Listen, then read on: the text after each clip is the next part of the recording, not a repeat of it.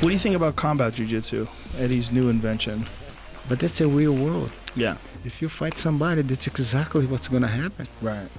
And making people more aware of, okay, my jiu-jitsu for jiu-jitsu sport only is not going to work that well for this kind of a jiu-jitsu. I have now to be aware more of my real fights. Yeah. And I think it will help more the evolution of that sport of jiu-jitsu to transition to MMA. You would think it's just a slap, but no, a palm strike, really. I mean, you really can hit someone very, very hard with your palms. I mean, I can do that with my hand on a table and it doesn't hurt my hand at all, but if I did that with my knuckles, it would really hurt. So they can smack the shit out of each other. We used to do that after we trained jiu-jitsu, used to call in Portuguese taparia. It's like a slap each other after the train. No shirts, yes. And we used to train like that in Brazil. Oh, really? Yes, to be ready. Again, we have no tournaments. Right. I mean, after the train, let's see. And we stand in front of each other and open hands and there we go. Slap each other. Make sure you don't get slapped on the face. But on the end of the train, you have marks all over your body.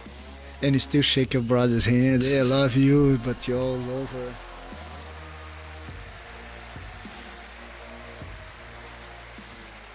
Definitely for the street fight, palm is better because it's too much danger when you punch somebody in the face. Even Mike Tyson in a nightclub broke his hand once. The punch has to be perfect. It's too much risk involved because you can lose a fight by breaking a finger. So I like palm hands. I like using the sharp like the hand. I like the palms, maybe fingers, but never closed fist. I have a delicate hand, so I need them to choke and to armbar and to make the guy quit gently. Every martial art is rooted in self-defense and warfare. Combat sports have been organized to test warriors' skills, allowing them to showcase their talents in a controlled environment. Oftentimes, the purity of combat in these competitions can be compromised. By allowing special rules, time limits, or points, no competitor can be truly authentic in their attacks. The Eddie Bravo Invitational showcased that Brazilian Jiu-Jitsu can be done in a way where the combatants can remain true to their skills. 10-minute rounds, decisive and definitive overtimes, and a no-holds-barred format where all submissions are legal. Everything you could want in a submission grappling event. However, the question still remained. What happens when you attempt these techniques outside of a grappling-only situation? Combat Jiu-Jitsu answers that question. By taking the EBI rules and format of 16 competitors, 10-minute rounds, traditional EBI overtime rules, and adding palm strikes to keep every athlete's technique as honest as possible, you've now taken the sport's most authentic submission grappling event and turned it into the world's premier submission fighting event.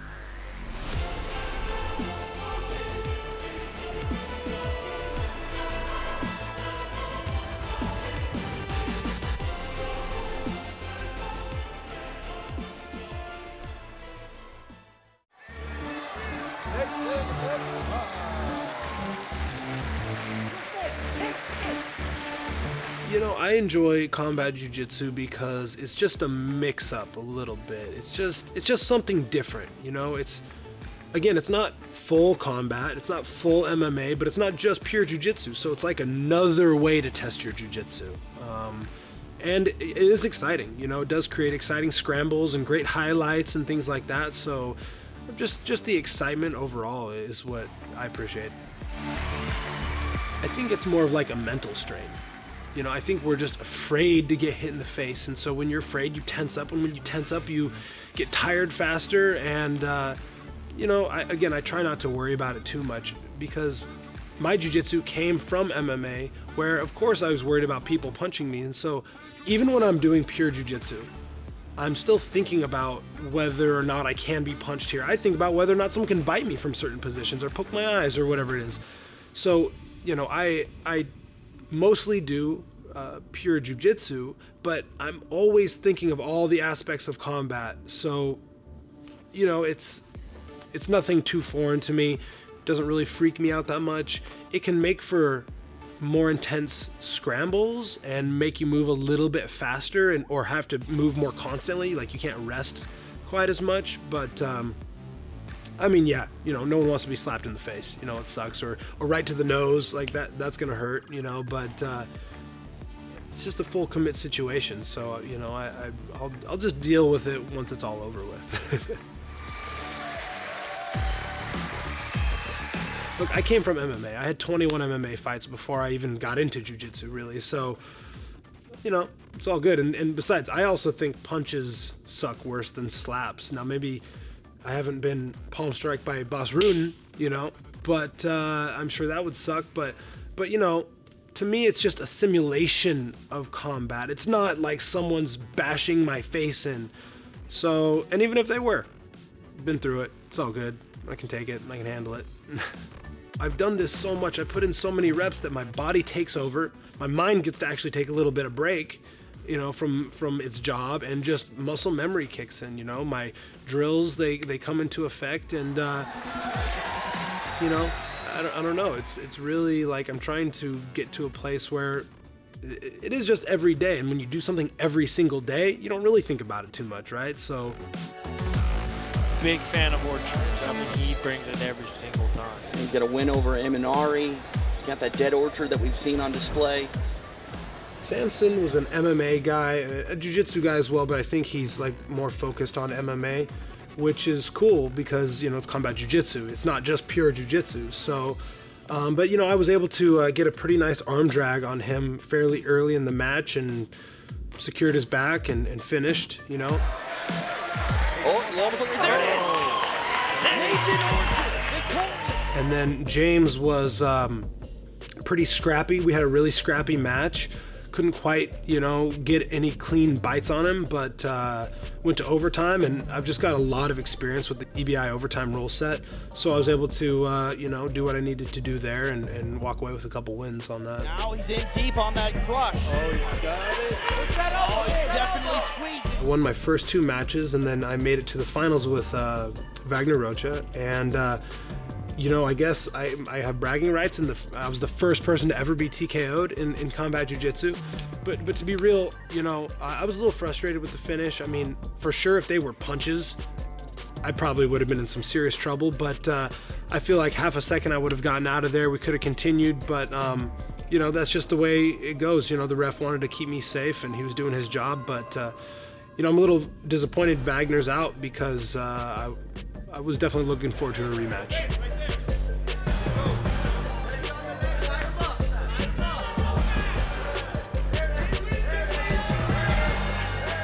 To tell you the truth, you know, 2 weeks earlier, I had met Wagner in the semifinals of EBI 13, and we had a straight up war and went all 3 overtime rounds.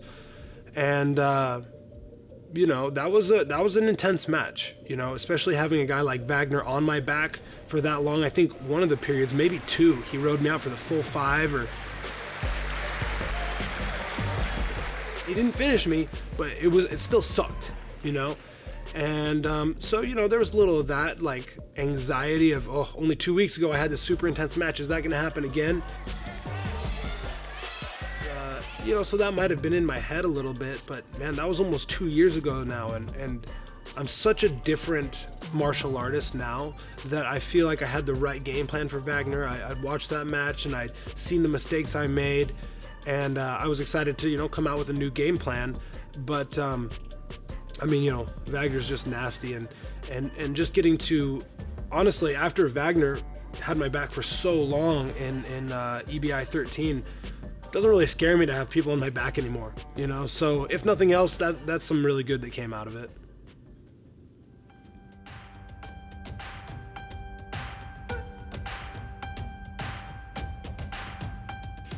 Yeah, last year I've been super busy. I opened 10th Planet Seattle, and I got married. I recently had a baby. I competed at ADCC trials. I competed in the Shugyo Invitational, which is about to come out. You know, so I've been staying pretty active on the competition scene and trying to build up my school and take care of my family. So it's been a busy year. I was in 10th Planet Portland for the last 5 years, but a year ago I moved up here to Seattle and opened 10th Planet Seattle. We're being run here out of Koikon Karate, and building up a new crew. It's turning out to be a pretty solid team. There was a need for some pure no-gi here in Seattle. There's a lot of jiu-jitsu, but most of the schools are mainly focused on the gi. So I came up here and there was a lot of people that were just super hungry for no-gi, and not just no-gi, but 10th Planet Jiu-Jitsu. You know, it's different, you know, with all the different things that we do. So I feel, you know, it's already turned into a solid crew, and I feel really comfortable with my team here, and I'm really happy with how it's gone in the last year. You know, I love jiu-jitsu. I love what it does for people's lives. I love what it's done for my life, and it's been so impactful in my life that I guess I just want it for other people. So if they want it, you know, I mean, take it or leave it, but, you know, I'll always be here, you know, sharing what I can, just because I find it so beautiful, you know. So I was still in high school when I fought Gordon Ryan, and I actually, that very weekend, if I remember correctly, I had just finished my state wrestling tournament. So I just came off of state. My ears were all messed up from wrestling like 6 or 7 matches a day, and I was still like, all right, whatever, you know, I'm gonna fight one of the best guys in the world. And my whole mentality going into that fight was like not to let him get on my legs. Round number 1 here of the 16-man welterweight tournament. It is the king, Gordon Ryan, taking on Jean-Paul. It's scary to go up there and take on Gordon Ryan in your first EBI match, but he literally has nothing to lose. You can get as creative as you want and really try to go for broke. It was just a great experience, and I think fighting Gordon was great for me because I kind of got the most extreme experience of EBI I possibly could, and I think that was Eddie's plan with me fighting Gordon in the first place, because now I'm going into it kind of knowing what that's like, and I always do better when I kind of like know what to expect. So even though it wasn't CJJ, it was a very tough match. So nice. He said that he wants to represent what a true martial artist is, and you gotta go in there and take on the biggest challenges possible, and this is a huge challenge.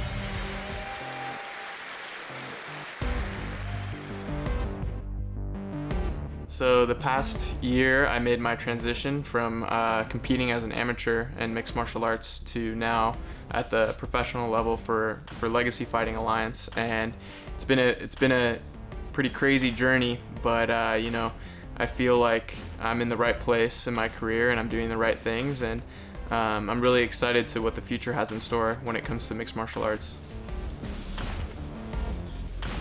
From a young age, I didn't necessarily have a choice when it came to mixed martial arts or competing in jiu-jitsu, but I grew to love it, and now I'm in a point where it's kind of all I know, and it's the one thing I know I'm really good at, so I'm putting all my energy and my time into one thing, and I want to be the best in the world. And I think that competing in CJJ is a great way for me to expand my platform and to grow into the sport.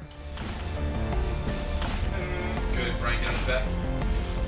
To be honest, I'm a competitor and I'm a fighter, and when there's an opportunity like CJJ and to be a pioneer in the sport, when it's just starting off, I would be stupid to decline the challenge, so I'm always game for a fight.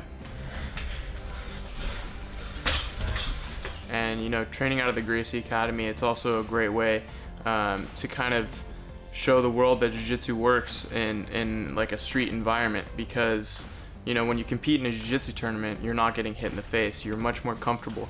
But if something goes down in the street, you're going to be getting hit in the face. So CJJ kind of brings more of a real life aspect to Brazilian Jiu-Jitsu. So I'm all about it. Training in MMA, you're constantly getting punched from all different angles, whether you're on your feet or whether on the ground.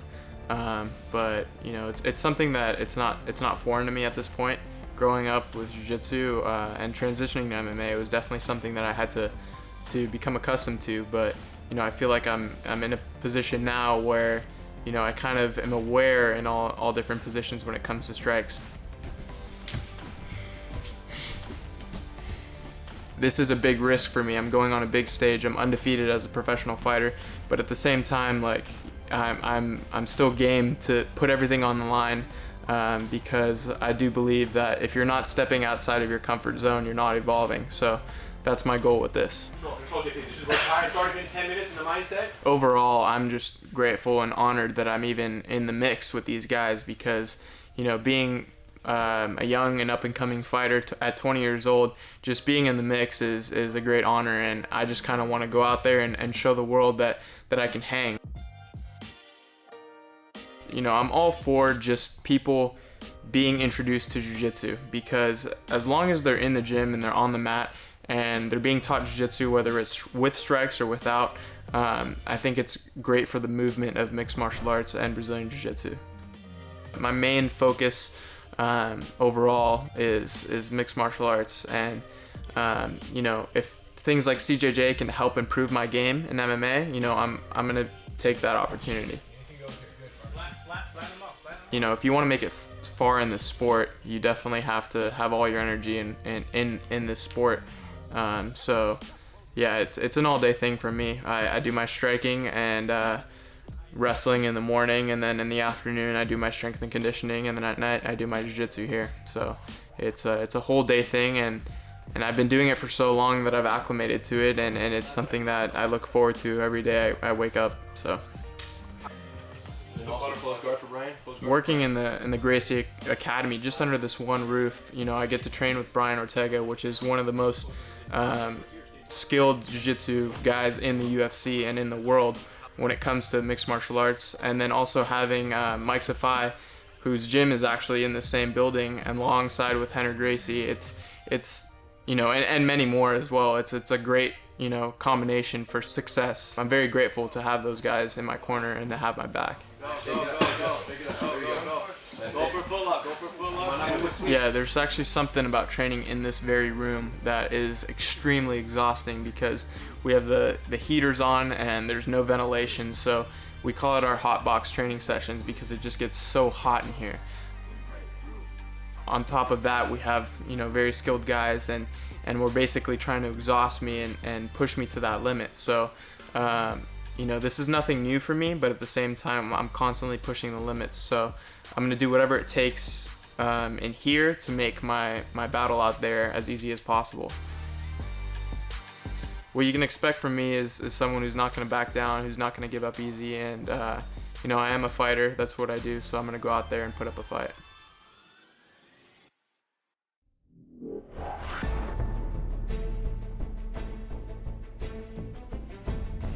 My name is Tom Gallicchio. I'm from Temecula, California, originally Howell, New Jersey, and I represent Dan Henderson's Team Quest. I've been training wrestling since 4th grade to the end of high school. Still till this day, I'm training wrestling professionally since 19 years old. I'm almost 33 now. I'm not there yet. Yeah, this is a huge part of my life. This was my college. This is getting my black belt was one of the degrees I got along the way. I've always wanted to be able to fight for a living. I still have to come in, I still have to teach, I still run a candy machine business, I still hustle hard to make ends meet. I'm still broke, I'm still grinding, still hustling. I could definitely give this up, opening up a gym somewhere where they need a top coach to make some money, but I'm not done competing yet. We got a great program here at Dan Henderson's gym. I'm glad to be one of the leaders here. We got nothing but classes filled with you guys who fought the UFC and great training partners, and I'm lucky to be sharing mats with some legends, and it's nice to see my guys doing well in tournaments and making something from nothing. I'm excited for this combat jiu-jitsu thing, man. This is, you know, I'm very good at rear naked chokes. I fought the UFC once. It was a short stint. I've been on 2 Ultimate Fighters in the house. Was the Canadian champion for the MFC, the Ring of Combat champion in the Northeast, the M1 Global US champions. I fought for a lot of the big promotions, fought across the world, and I'm excited to be a part of this. And I think, honestly, coming home with that belt would be another huge thing that. A huge prestige, a huge accomplishment to add to my legacy. And just to right now add into I'm 32 right now. I don't know how many more years I could compete at the highest level in grappling or MMA. So I need to rack up these accomplishments.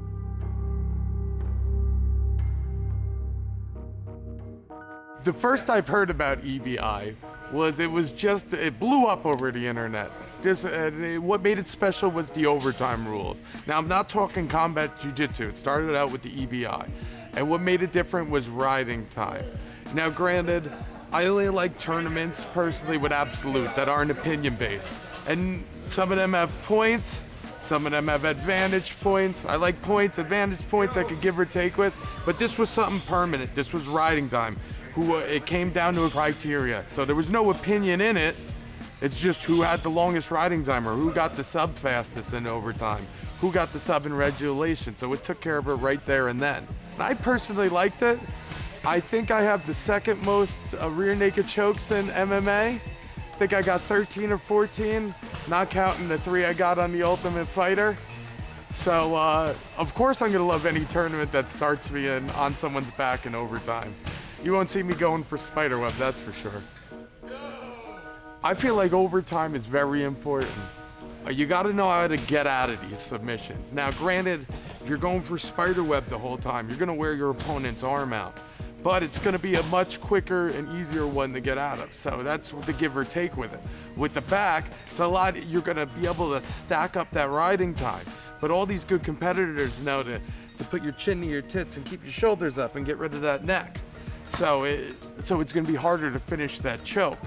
Unless you go for that armbar by surprise, but then you're getting a little bit more liberal. So you got your riding time versus more of your sub go and your wear out. I'm more of a conservative style, so I like to stick with the back. Also, try to finish in that regulation time, especially because that's the only way you get the money in. It would suck to leave here with that belt and not have the cash to back it up.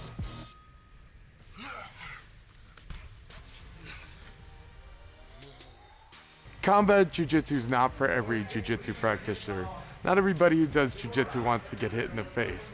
It's also not for every MMA fighter. Some guys are knockout artists or stand-up guys and they're lost when they get on the ground. I think this is superior for the MMA fighter grappler who actually knows how to fight, who wants to fight. This is for the guy who uses his punches to pass, uses his punches to set up submission. This is what I think grappling at its fullest form should look like if we're talking about a self-defense aspect. And isn't that what it was originally created for? A lot of guys in this tournament are experienced MMA fighters, not just grappling. And that's what's going to be the key to winning this thing and staying ahead of the competition is having these fights. This ain't the first time a lot of these competitors have been hit. They've been hit on a regular basis and they know how to train it. And seeing these big names in here, I know I'm gonna have a fight going up almost against any of these guys. And I'm gonna be feeling it the next day. And so will they. It's not something that the jiu-jitsu guys will just have an advantage. You're not inviting MMA fighters out here to make these jiu-jitsu guys looking good. You're giving them a chance by adding strikes in. And it's like, okay, well, if you want to make it an even playing field, let's put the strikes in and let's really see who's better. And now you're seeing these UFC guys come in and you're seeing less of the traditional jiu-jitsu guys come in. I mean, it's invite only. So, first of all, you got to be a badass to apply. You got to be a super badass for Eddie to accept you. Team Quest. So we're starting to see the best of the best at this type of this MMA grappling. So I'm very excited and very honored to be a part of it.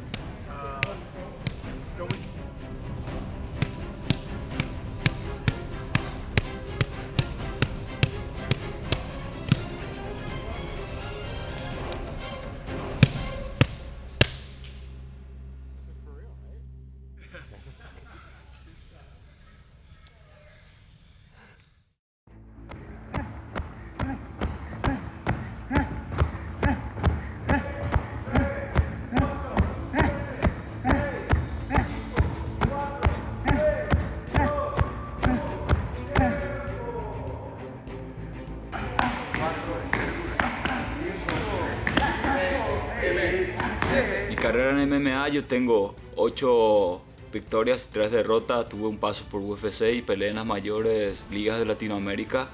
Así que tengo una gran historia en MMA. Comencé a entrenar Jiu-Jitsu en el 2007, ya llevo casi 12 años de carrera. Competí mucho en cintas de colores y es una de las armas que más utilizo en MMA. Tengo 4 finalizaciones en primer round en mis luchas de MMA. Estuve viendo todos los campeonatos y me parece muy interesante, me gustó muchísimo y me gustó mucho las reglas que ponen con los golpes. Los golpes hacen una diferencia grande. Es muy diferente porque Jiu-Jitsu es solo movimiento, es solo llave, es solo finalización. Combat Jiu-Jitsu tiene los golpes, 2-3 golpes buenos, hace que un cinturón negro sea cinturón blanco. Bueno, las reglas de Combat Jiu-Jitsu me gustan mucho porque no puedes estar más de 1 minuto parado. Ahí el árbitro hace un sorteo y uno va al suelo, abajo, otro arriba. Uno no puede estar acomodándose y golpear solo en la guardia, tiene que trabajar, entonces eso hace que uno arriesgue más, haga más show y hace que sea más emocionante la pelea. Así es que me gustan mucho esas reglas, obligan al peleador a pelear.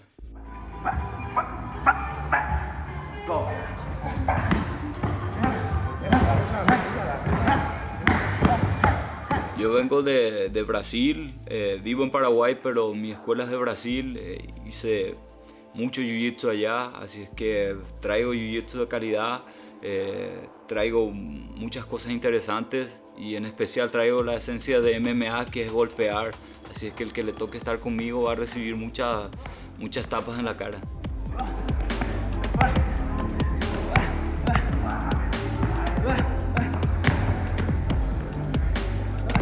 Representar a mi país es algo siempre bueno para mí, me encanta representar a mi país.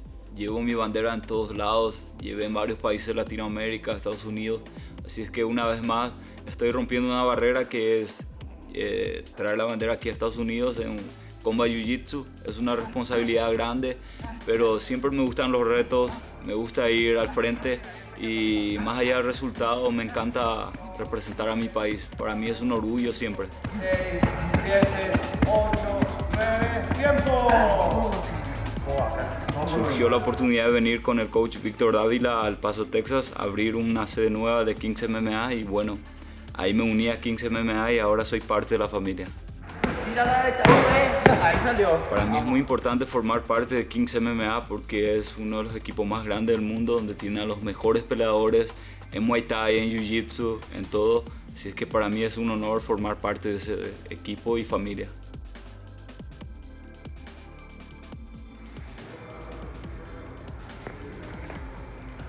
Ready, set, go. Mi único lugar de entrenamiento es temprano en El Paso con Víctor Dávila. Tengo todo lo que necesito ahí, tengo gente pesado, liviano, ágil, flexible, así es que tengo todo lo que necesito ahí, no necesito salir a otro lugar, tengo el mejor equipo de Texas.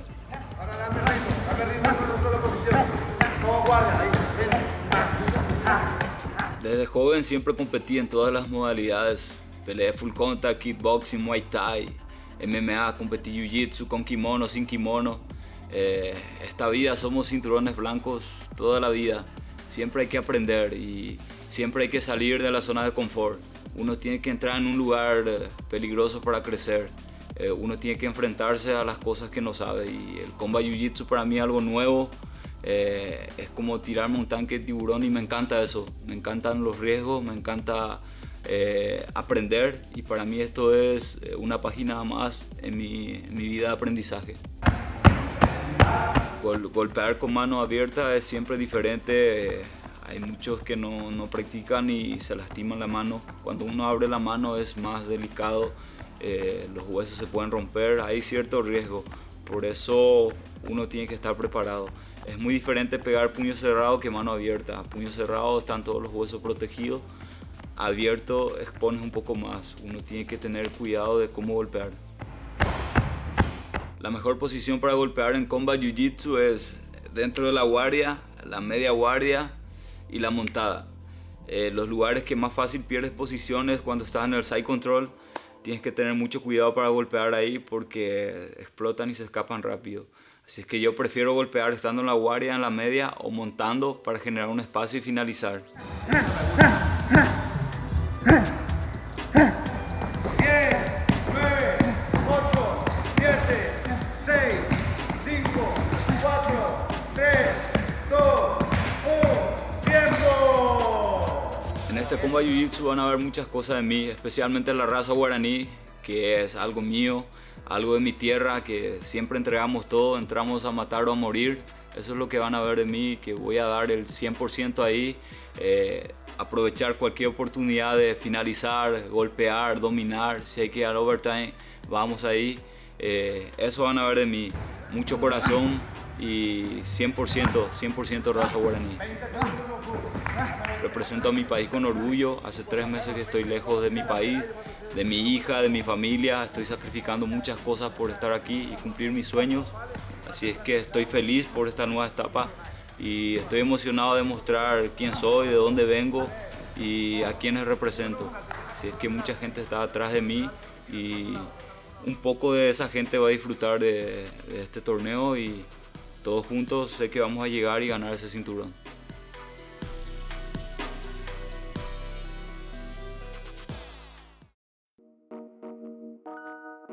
Feels really, really good to get first place today, you know, because I feel like I earned it. I feel like I had to go through some real adversity to get here, to be where I am today. And so, you know, I had to go against some tough guys, but, you know, after the past 2 weekends of going against tough guys, I felt really prepared today. I felt like I was ready to go, but I'm happy where I'm at today, and I look forward to continuing to improve in the next few months and years even.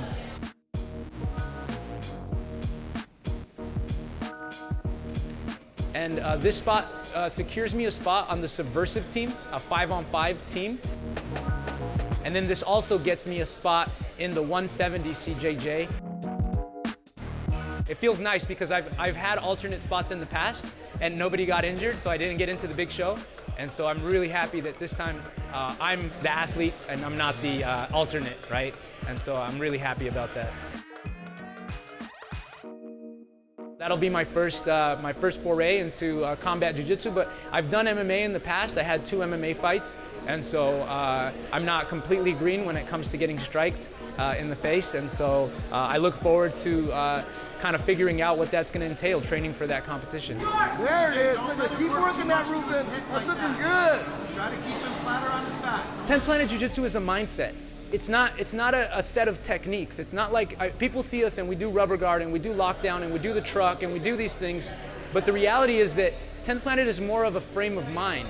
And what that mindset is, it's an open mind to anything and everything that works, anything and everything that brings you success. And so Eddie allows us to venture out and search for whatever we want, whatever you want to go into. You want to go into leg locks, you want to go into judo, you want to go into wrestling, you want to be a bottom player, you want to be a top player, you want to be a rubber guard player.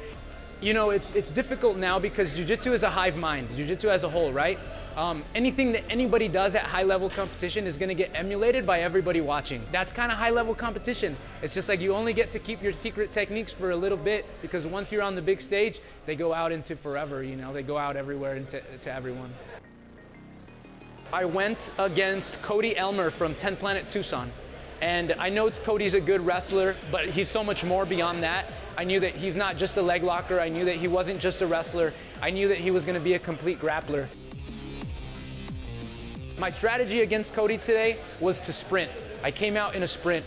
I came out going hard. Nobody is weak today. Everybody's got a complete jiu-jitsu game.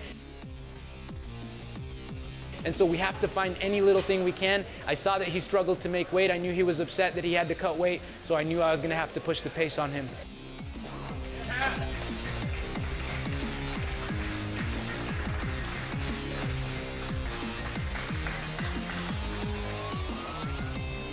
In my second match, I went against Andy Varela, and he's a good friend of mine. You know, I love that guy. I competed with him 2 weeks ago. We were on a team together against Team Drysdale, so I hate that I had to go against him, but it is what it is. But I was being definitely more cautious with him, avoiding the headlocks, avoiding that kind of game, and I was able to take him to OT, which was part of my strategy later on. as the round progressed, I could see that I wasn't going to be able to finish him. So I go, okay, we're going to go to OT, and I'm going to choose the arm. I usually choose the back, but this week we had been working on arms, and I was like, I'm going to use these new strategies. I'm going to take a risk and take a position that I'm not used to taking in high-level comp, and it really paid off. You know, it paid off to pick the spider web and catch him with the rear triangle in OT. I was able to hold out. Time ran out. I won the match. You know, again, just strategizing. You know, against extremely tough opponents.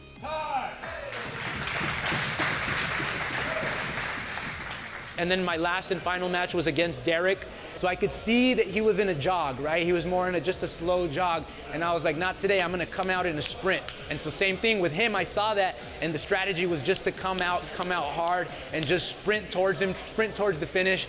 And I was able to accomplish that. I was able to finish him with an armbar. I don't know, it felt like to me anyways, within 2 or 3 minutes. So I'm really, really happy with that. And I was just hungry, man.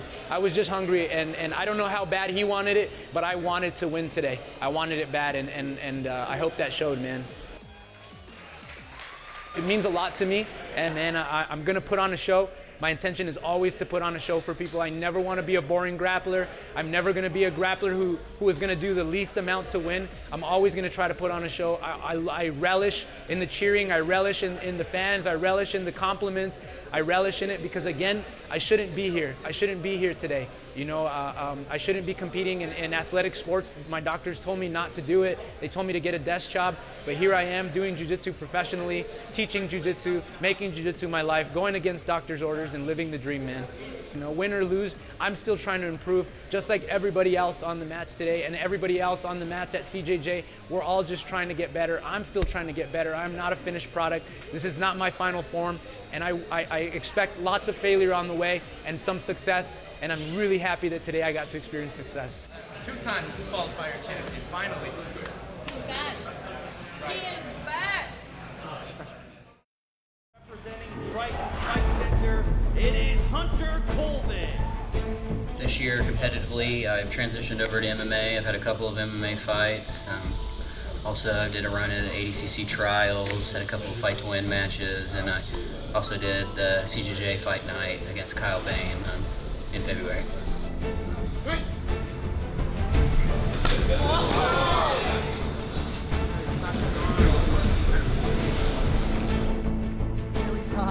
Very tight. He's locked in. He might get the arm off of it. There it is, and it's done. Hunter Colvin submits Kyle Bain. I personally think the best strategy is to focus on your position, get position, maintain it, and then start opening up with the strikes, and the submission will come. I see a lot of people, they're a little too gun happy with their strikes. I was at fault doing that the first EBI I was on. You just got to know the happy balance in between getting your position and really opening Snuck up. that in there. Can Colvin pull off a big upset here in round number 1?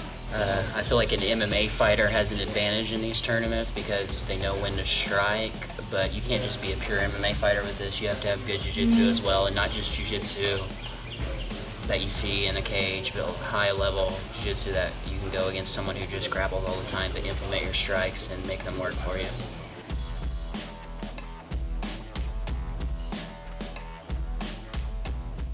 I feel like all the competitors in this bracket have to have a certain level of mental toughness just to do jiu-jitsu, let alone get out on a big stage and compete in front of the world.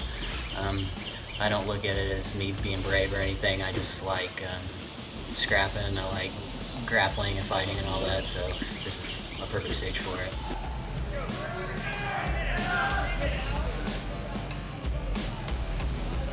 From all the CJJ matches I've been able to watch and take part in, I've noticed that even if you're maybe outmatched by somebody who has better grappling than you, when you implement the strikes, you can really put somebody out of their game and out of their element and capitalize on it.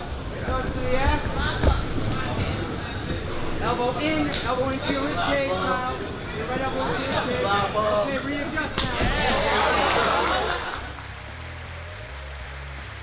The thing I enjoy about CJJ the most is this realistic jiu-jitsu. You can't just hang out and bottom mount or what have you and just chill. You have to be moving all the time, otherwise you're getting struck. And I just think it is pure and true jiu-jitsu why the sport started.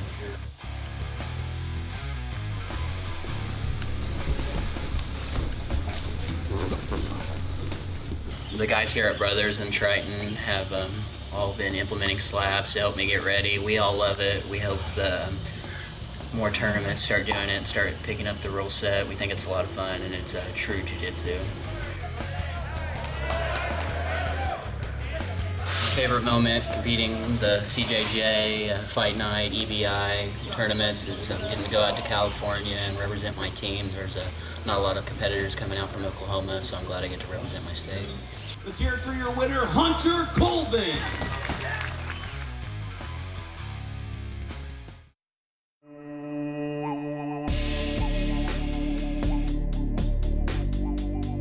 This will be my second match since the last EBI in September. I suffered an injury during that match, so I've pretty much just been training and getting myself ready. A couple slaps on the way, working on a leg, outside heel hook, that's deep.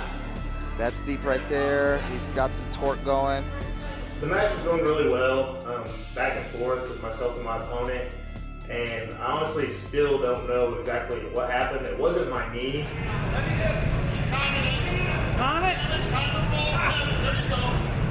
are you doing? Bobby attacks. I don't. It looks like he might be grabbing his left leg. I ended up tearing my quad, not off the bone, so I didn't have to have surgery. Just tore the muscle itself. I was out for about 3.5, 4 months, but it's back to feeling good, and I'm feeling good, so I'm ready to compete again.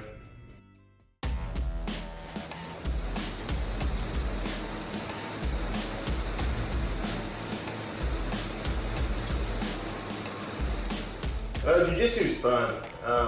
Life can be tough. Everyday life can be tough. I look at Jiu-Jitsu as my getaway from toughness. So to me, it's never it's a challenge, but it's never tough per se. Yeah, this particular leg configuration, you have a good amount of distance between the upper bodies, so the arms really can't reach the head to land significant strikes. So you can pretty much play with the feet for a while without risking your head getting taken off. You never have an easy match. They release the names of all 16 guys, and it's never an easy match in the first round, and it just gets harder as it goes on. He's really strong. He has really strong side control. So we'll see how his passing looks great. I like the difference in styles.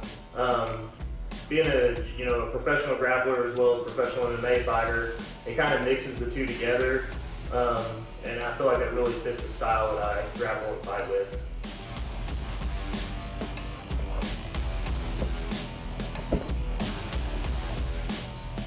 Great conditioning, a great skill set, and mostly mental toughness to get through the 4 guys you're going to have to get through.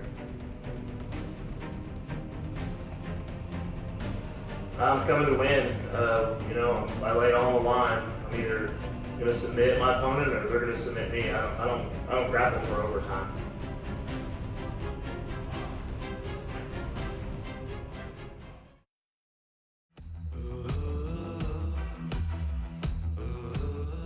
I used to do freestyle wrestling for Team Ukraine. I was in the national team for a little bit, then moved to the United States, started fighting career, have 10 professional fights, and that's pretty much it. Started doing jiu-jitsu too. Retired from fighting and started doing a lot of grappling, just training for myself. I have my own stuff going on with my own businesses, and then just for 3 years I've been out of competition, and now I got this opportunity to compete for Eddie Bravo's combat jiu-jitsu tournament, Worlds. I took it. Let's do it.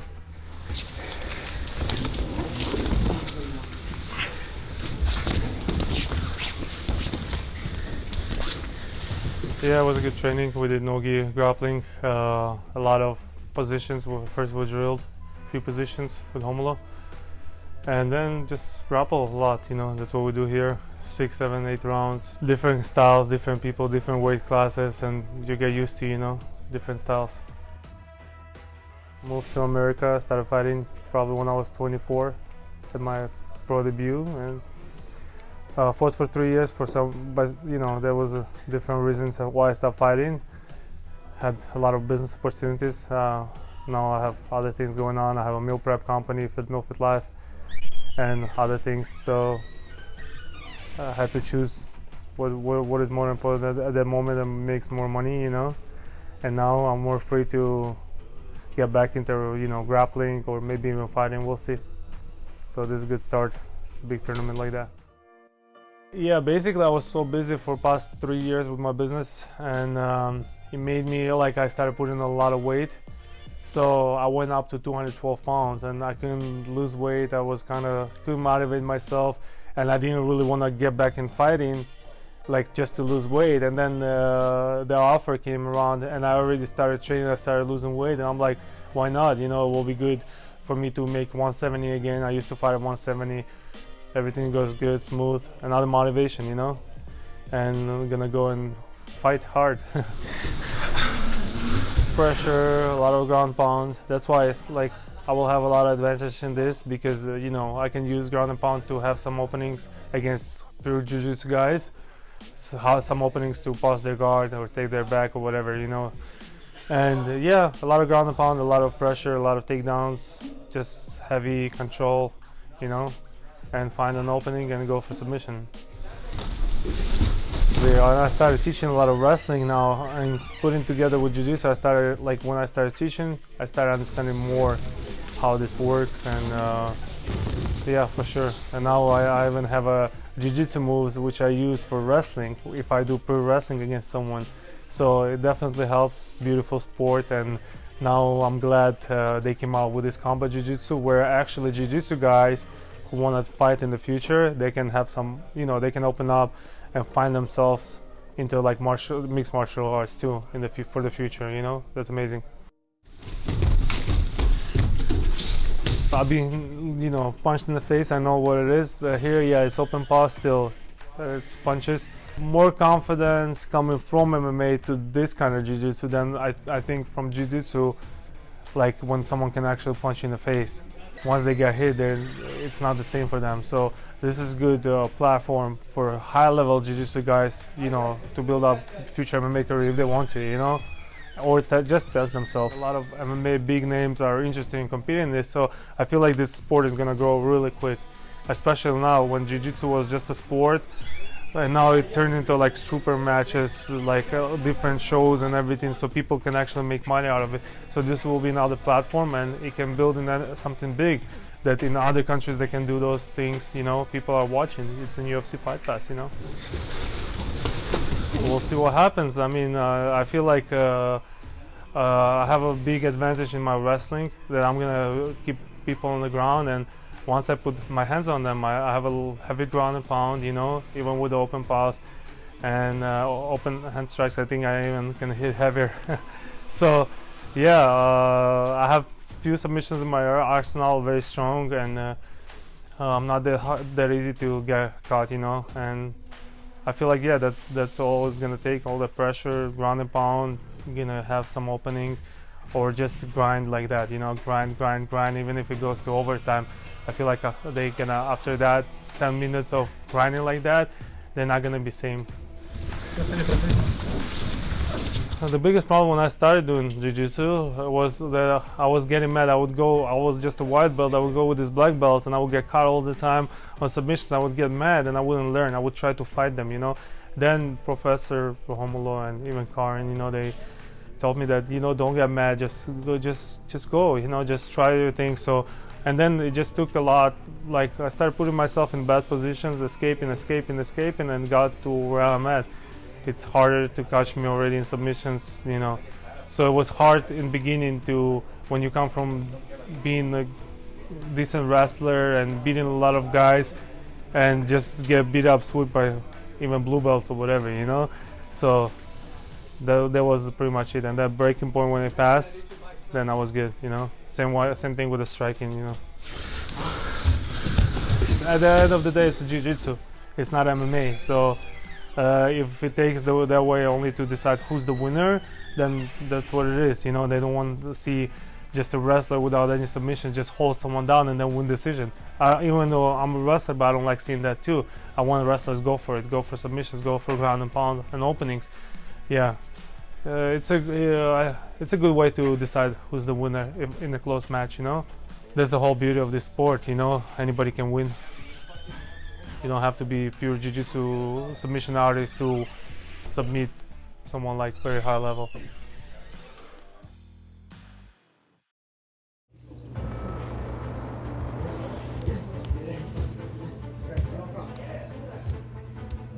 My name is Derrick Kennington. I'm a black belt in Brazilian Jiu-Jitsu. I represent the Next Element Academy out of Myrtle Beach, South Carolina.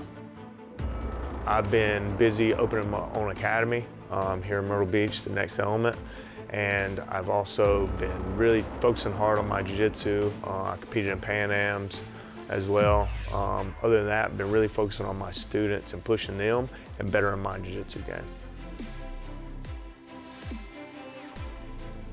What interests me most about combat jiu-jitsu is the fact that I can throw strikes while doing jiu-jitsu. Being a former professional MMA fighter for 11 years, I feel that gives me a slight advantage when it comes to that. I've also been practicing jiu-jitsu even longer than that. You know, combat jiu-jitsu, it's gonna be fun. I think the main benefit and purpose of combat jiu-jitsu in combat sports is to open up traditional jiu-jitsu guys to that when strikes are available, your jiu-jitsu game isn't always 100%. This helps really, you know, keep jiu-jitsu pure, if you will, from a self-defense aspect. You know, like when you are throwing strikes, yeah, you aren't throwing punches, but an open hand palm strike, man, is vicious. I think this is awesome for combat sports. I don't think anybody really has an advantage in this. I think it's kind of half and half. I mean, the MMA fighter is used to throwing knees, elbows, punches. You don't really throw many open-handed strikes from an MMA perspective, right? So I just think that, you know, you can't open up yourself too much into the strikes and maybe wear yourself out because they are open-handed strikes. You know, you can hurt your fingers. There's a lot of different things. So I think it kind of goes 50-50, man. It's a balance between the, you know, if you could get an MMA fighter that focused primarily on his wrestling and his anti-jiu-jitsu game, and he could end up losing. You know, you get a jiu-jitsu guy that focuses just being on his back and playing, you know, half guard or, you know, some other open guard concept, you know, and he's gonna get smacked in his face. You know, I've been practicing, you know, grappling with strikes for a long time now, and I feel it's good to use the strikes to open up positions and not strike too much when you are in the positions because, you know, you could give up the position. More grapplers need to be aware of frames and be aware of protecting their face and not having, you know, not opening it up too much. Combat jiu-jitsu is it's changing definitely for sure, the whole realm of jiu-jitsu. You know, you can't play traditional jiu-jitsu and get smacked in the face. It doesn't work out as easy as people might think.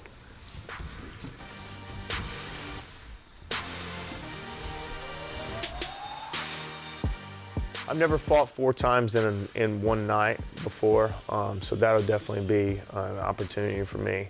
I've had some wars as far as MMA is concerned where, you know, people never thought I was gonna answer the bell. I've had my hand hurting going into the 3rd round and not being able to use it where, you know, I couldn't throw a strike with my right hand, you know, and I think that the fact that I grapple for over 40 minutes live every single night throughout the week, Monday through Friday, I think that is going to give me a little bit of advantage to kind of push through those 40 minutes, you know, because 40 minutes is a normal night. Now, needless to say, that's in a tournament environment and we're doing strikes and another person is trying to come after me. But when you're the owner of an academy, everybody's coming after you, man. Everybody.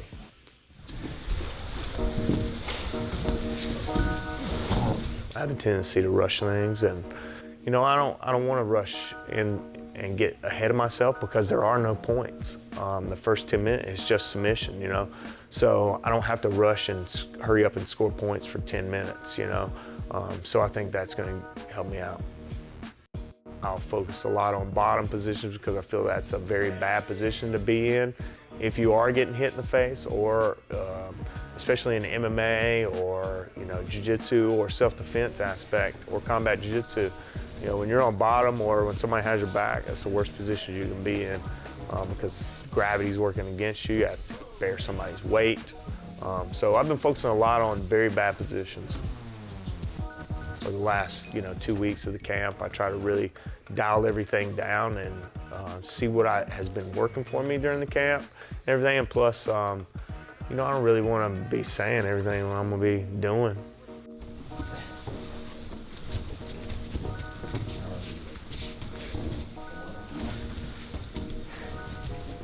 Man, Boss Rutan kind of proved the fact that open hand palm strikes were effective back in the day. It's how you throw them. A lot of guys, especially jiu-jitsu guys, they've probably never even thrown a strike. Everybody knows how to smack somebody in the face, but actually throwing a proper strike takes a mean individual to deliver some force from that. I'm expecting to, go for the kill every single time. I'm not trying to hang out and win in overtime. I want to submit every single one of my opponents. In my MMA career, I didn't go to a decision until after 19 pro fights, even as I didn't go to a decision as an amateur or as a professional. So that's over 20-something fights. So.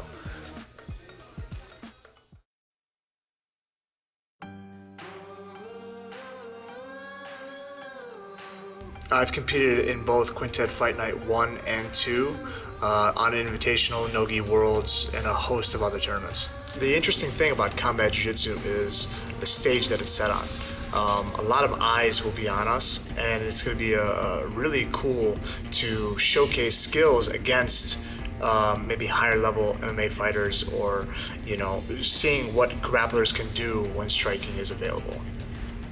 We get a lot of people watching this, people who are MMA fans who necessarily would not watch grappling just by itself. Sometimes grappling gets a little bit boring, and I understand that, even being a grappler.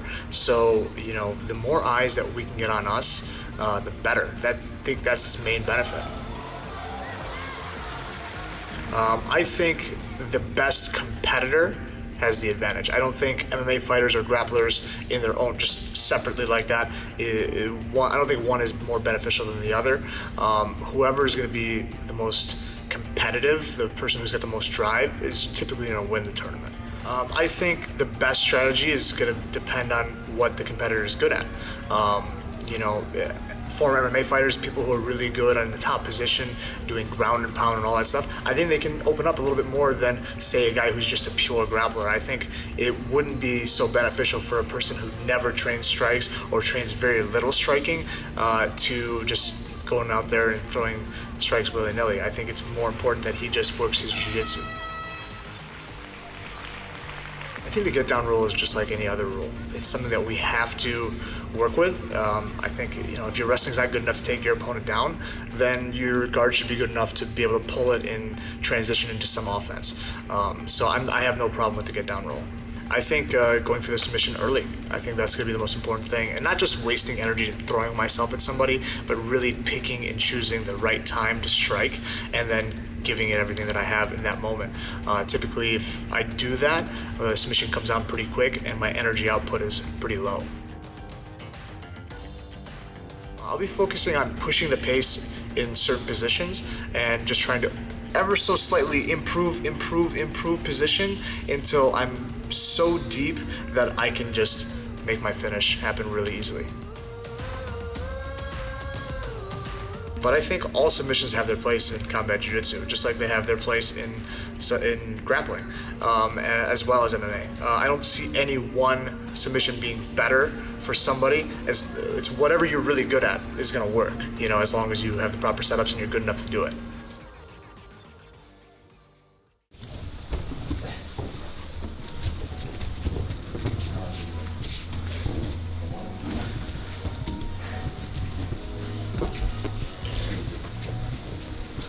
My name is Andrew McInnes. I'm a Brazilian Jiu-Jitsu black belt training under Pedro Villet's Frontline Jiu-Jitsu in Sherwood Park, Alberta. The last few years have been pretty interesting for me. I've been transitioning away from MMA. I started with Jiu-Jitsu, went on to MMA for a few years, went 3-0 amateur, 7-1 as a pro. Decided that wasn't the path for me. Been transitioning back to Jiu-Jitsu, as well as working a full-time job with the Rappel program with Alberta Wildfire. It's a great job, keeps me in shape, but the schedule is a little rough on training. I really had to make the most out of my days off, working 15-6 or 18-3 this summer, but I wouldn't have it any other way. What interests me the most about combat jiu-jitsu is it keeps you honest. You know, I come from a style of jiu-jitsu that was always tailored towards mixed martial arts. Obviously in the bottom, I want to keep the posture down, stay nice and tight. Really used a style similar to Eddie Bravo. I believe it's the best style for jiu-jitsu on the bottom. But I also have a tight passing game that gives me a chance to posture up and ring off those shots whenever they're available to me. So it keeps you honest, kind of, I think, gears away from that footlock stuff a little bit more, but I definitely feel I'll probably end up in one of those spots against these guys. Yeah, I don't know how anybody can really be against combat jiu-jitsu. Like I said, it keeps you honest, right? So sport jiu-jitsu, a lot of people say, isn't really applicable to mixed martial arts anymore. Personally, I believe, you know, strong jiu-jitsu guys transitioning to MMA are going to be at a disadvantage. Of course, there's exceptions like Ryan Hall that really made it work.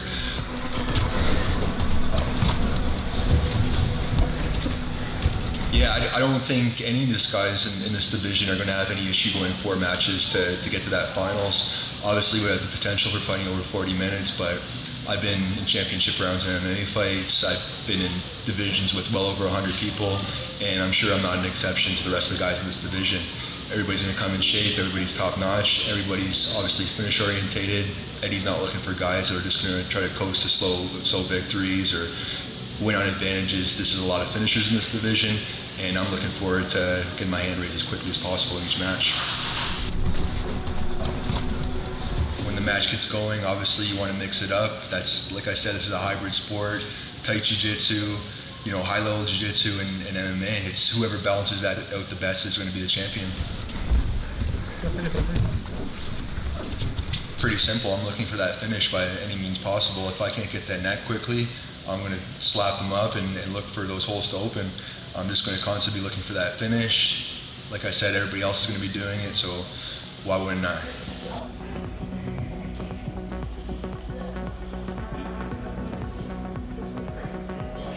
As far as training sessions go, I work with whatever I'm given. You know, I train at a great gym. We're pretty heavy into the gi, but that's great for cardio. I've been working everything. Gi, no gi. I've been even doing little pad sessions to keep the hands going and stuff like that.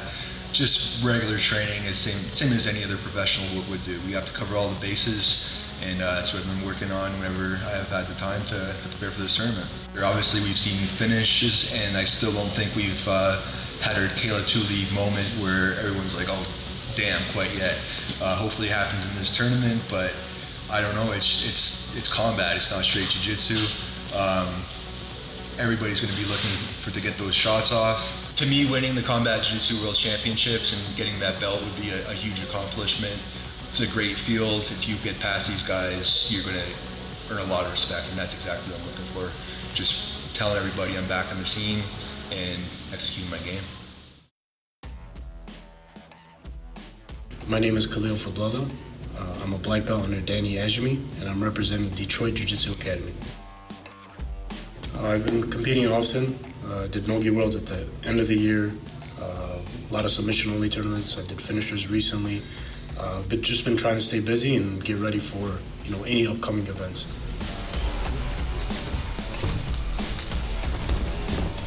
I think the main benefit would be to show that it's applicable. Jiu-Jitsu is applicable in a kind of real-life scenario where you could potentially get hit. So it forces you to apply it with somebody who's actively trying to do harm to you, not just with submission holds and stuff, but also with strikes. So I think it's good in that sense, and it'll, like I said before, bring out the best in everybody.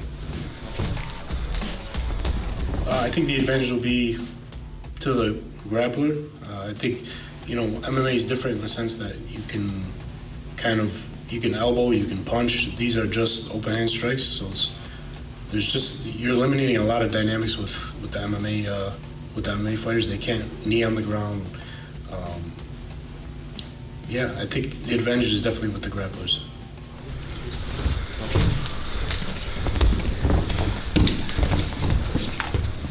For me personally, I feel like striking will take me out of my element jiu-jitsu wise, so I plan on limiting them and only really using them if I see fit or if I'm in a really dominant position. I need the guy to open up. But otherwise, I plan on, just strictly grappling.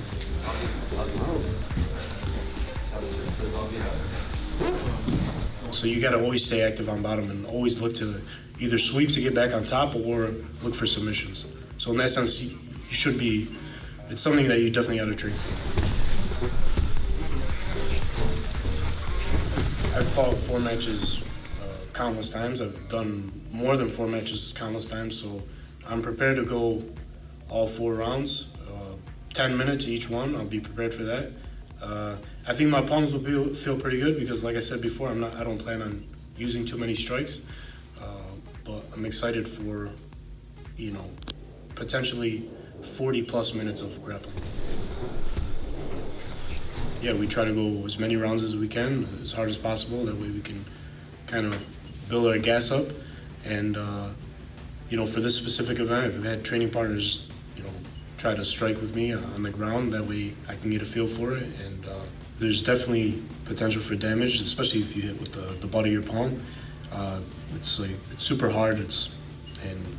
Guys can generate a lot of force, especially when they're on top. So I think there's a potential for damage there, and it's something that we as competitors definitely have to be aware of. An event that I've always wanted to compete in. So to hold a title there, especially in the welterweight division, which is arguably the toughest division, with some of the athletes that we have in there now, it really mean a lot to me. And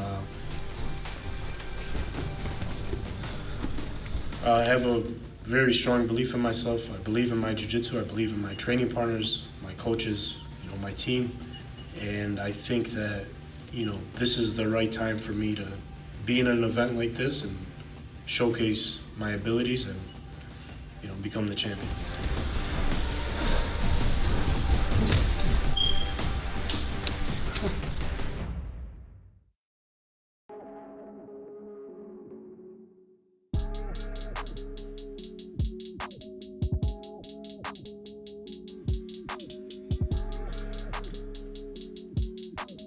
There's a reason why they call me Just Incredible Hulk.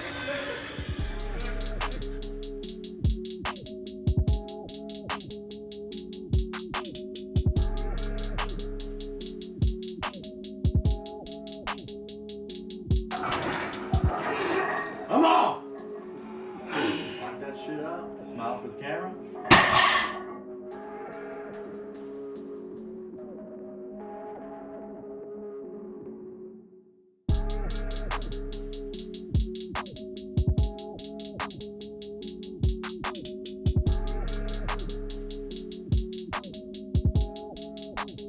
About 7 o'clock. Been on the road for about an hour.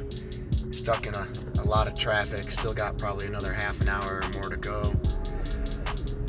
Trying to get into the city to train at Beat the Greeks Real Jiu-Jitsu tonight. I live in the suburbs, and Chicago has really bad traffic. So I currently train at 2 different locations right now, at Pete's and at Evolution MMA, an Alliance affiliate.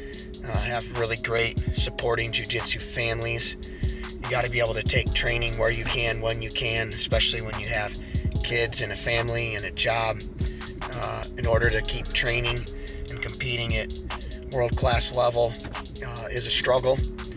So if you can find good drilling partners and great family and people to train with, you definitely got to take advantage of that. I'm fortunate to have that, have multiple people here to support me.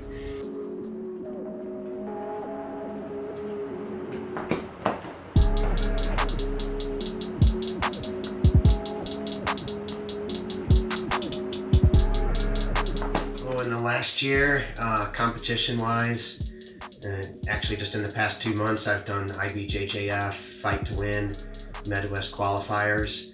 I've also been doing a lot of leg locks in the past year and launched leglocking.com.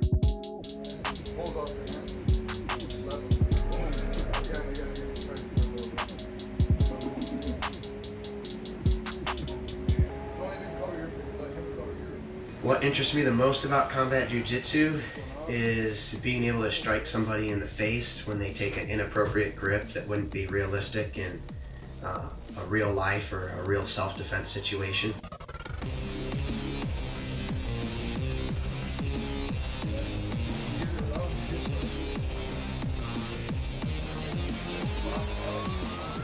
Big benefit of combat jiu-jitsu in combat sports is it being more realistic. It's not just a sport per se, although there are rules. The ability to strike also while on the ground makes it more realistic to what could actually happen in a real life or a real fight situation. Just depending on where they take the fight and how they want to play. It's always a game of strategy. Also depends on what their background is. I mean, MMA fighters, some of them started off in grappling, some of them started off in striking sports. So wherever they want to take it and play their game, that person's going to have the advantage. If you have a little bit of background in striking and you're, an expert in grappling, there's some small tweaks and adjustments, but I wouldn't limit strikes just to open up submissions. There's a whole bunch of times that you can use strikes to open up positions. So I think we should actually look to use strikes more frequently than just using them to try to get a submission. It's probably not going to feel good if you keep on making good connection to the jaw or to the head, but it's one night. Your palms might hurt for the next day. We'll get over it. This is combat sports.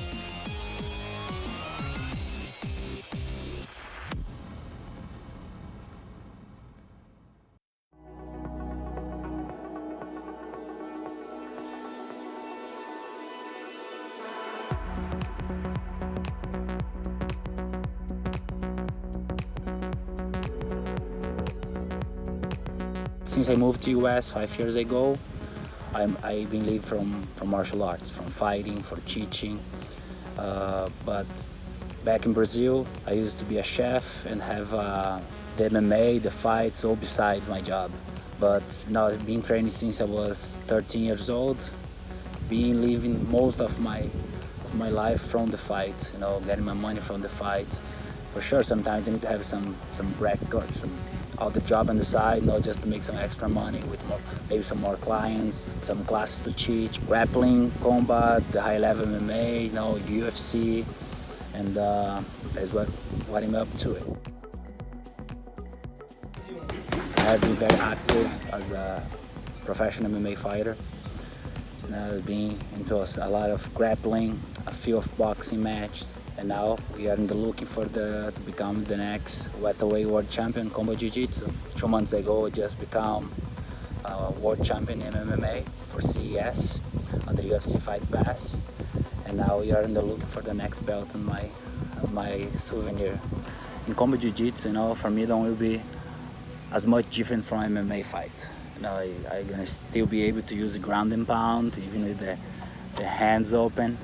But promise you, many hits of mine, even with the hands open, can easily knock some people out. I'm gonna be as dangerous as everybody always see me in training, to my transitions, try to get my flow into the game, and then anytime they leave some opening, they're gonna get some taste of my hands in their face. I'm not seeking for many slams on the body or on the butt. I want to slam in your face and knock you out. You gotta be knowing what you sign up for, and if you're not able to get like a punch in the face, a slam in the face, and you gotta be prepared. MMA fighter can maybe be too wide, letting a lot of openings for the grappling guy. Maybe the grappling guy gonna be a little bit more softer than he expects to be, and then he's gonna feel the weight of somebody's arms, and then anything can happen. I just think both of the guys gotta be very wary for that.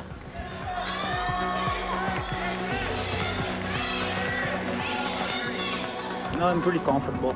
I'm not problem with heel hooks, leg locks, they slam in the face. I'm pretty comfortable with whatever. whatever the opponents can bring it, and in the rules gonna be not problem to me at all. I only traded killers back in the Hands of Grace Academy here in New York, at Marcelo Garcia Association, Bridgeport, on my own team, and then bringing more and more killers from Brazil to help me with my Jiu-Jitsu, with my MMA, with my boxing. The only way to get better is to put like more and more good people around you. And now a full hour of combat, sometimes sparring, sometimes I do back-to-back training early in the morning and then afternoon training with Danahat. So, sometimes I have days of training and do an hour straight of rolling. So I have no problem with the possibility formats of 10 minutes each.